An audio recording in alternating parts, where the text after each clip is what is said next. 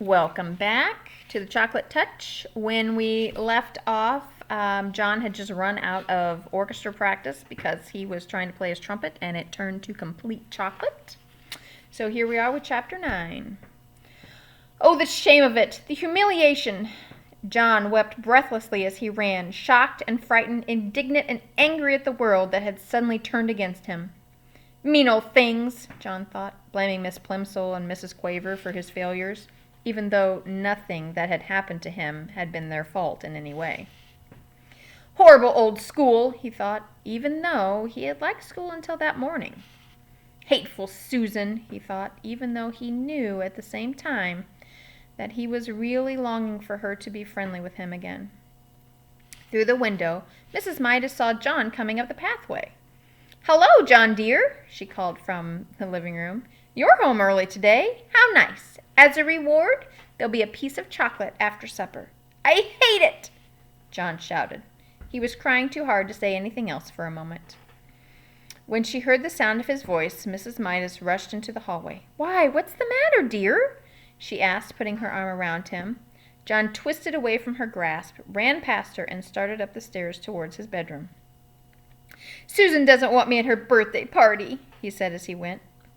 "I know she doesn't. Well, I don't want to go to her rotten old party anyway." "I don't think you really mean that," Mrs. Midas said. "Besides," she added, and John was halted by the softness of her voice, "Mrs. Buttercup just telephoned to say she was going to drive over herself at 4 o'clock to pick you up." "She did?" John said, blinking down at his mother from the top of the stairway. "Yes, she did," Mrs. Midas assured him. "So you'd better hurry and get yourself washed and brushed. Your party clothes are laid out on your bed." There were games on the Buttercup's lawn while it was still warm enough outside. Later, the party supper including the birthday cake, was going to be served indoors, and there would be a magician and a short movie. John joined in the blind man's bluff and the grandmother's footsteps and the fox and geese, and soon he became more cheerful. He even temporarily forgot about the chocolate.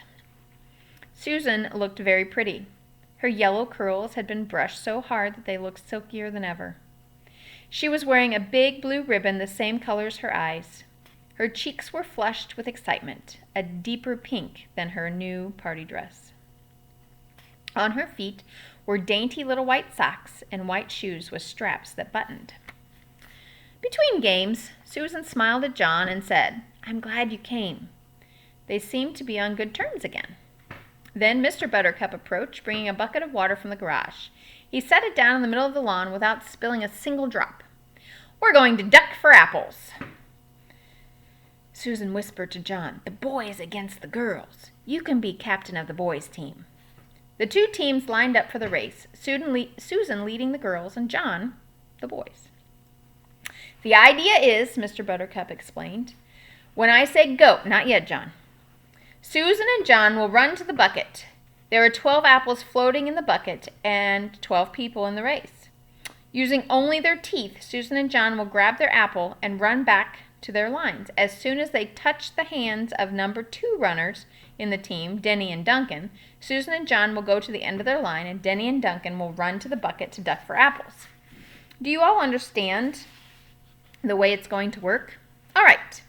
1 to get ready, 2 to get set, and 3 to go." Susan bounded ahead like a jackrabbit and had her face deep in the bucket by the time John reached her side and crouched down for his apple. He got his eyes on a big red one with a stalk jutting up conveniently for him to grab. He lowered his face, opened his mouth, and lunged. Somehow his nose reached the apple before his teeth did and pushed it below the surface of the water.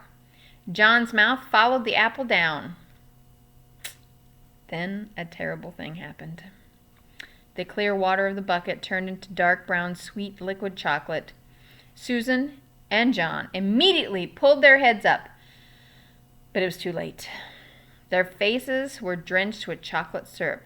"Oh!" Susan exclaimed, wiping the chocolate out of her eyes. Chocolate syrup dripped down all over her delicate pink dress. "Oh!" she moaned. John was in the same state. There was chocolate all over his face. There was chocolate on his white shirt front and on his gray flannel shorts. And there was chocolate in his mouth. Glug, John said. Glug. Susan was too surprised and angry to speak. For the second time that day, she turned her back on John and ran away from him. Mrs. Buttercup offered to clean John up, but he couldn't bear to stay at the party another minute. He started off at once for home.